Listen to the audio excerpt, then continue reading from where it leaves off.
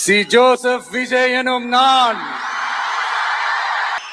அத உண்மையாக்கி இருக்கிறீங்க. சினிமாவில் எனக்கு ஒரு மிகப்பெரிய ஒரு இடத்த ஒண்ணு கொடுத்தீங்க. அதையெல்லாம் விட்டுட்டு உங்களுக்காக நன்றி கடன் செலுத்துறதுக்காக அரசியலுக்கு வந்த உங்க விஜய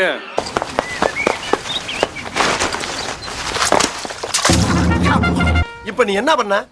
ஜம்ப் பண்ண. ஒரு மனுஷன் உட்கார்ந்து கூட தெரியாம குதிச்சு விளையாடுறியா நீ?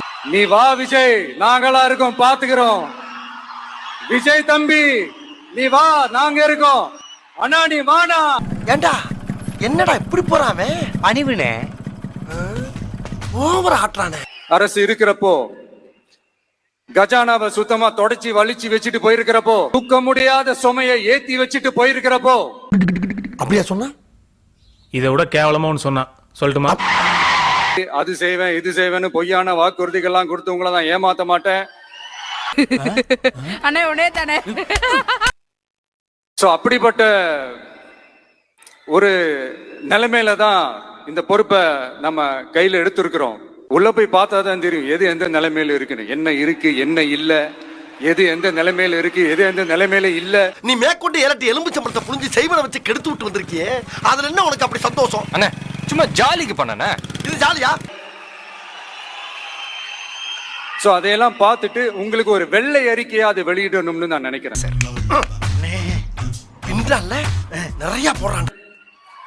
நண்பர்களாக இருந்தாலும் எதிரிகளாக இருந்தாலும் 8 கோடி மக்களும் என் மக்கள் தானே. இப்ப நான் சொல்லி தந்த மேட்டர்லாம் சொல்லும்போது நீயும் கற்பனை பண்ணி ஒரு 7-8 பிட்ட சேர்த்து போட்டு விட்டுவான். நீ போடுற பிட்டு கடல்ல நங்கூரம் போட்ட மாதிரி நச்சுன்னு போடுதணும். நான் முன்னாடியே சொன்ன மாதிரி மக்கள் பணத்துல இருந்து ஒரு பைசா கூட நான் தொட மாட்டேன். எனக்கு அது அவசியமும் இல்ல. இத ஜாலி நினைச்சுக்கிட்டு ஒரு லவ் பேர்ட்ஸ் அத்து விட்டு வந்திருக்க நீ. Love birds. நீங்க பேர்ட் அண்ணே.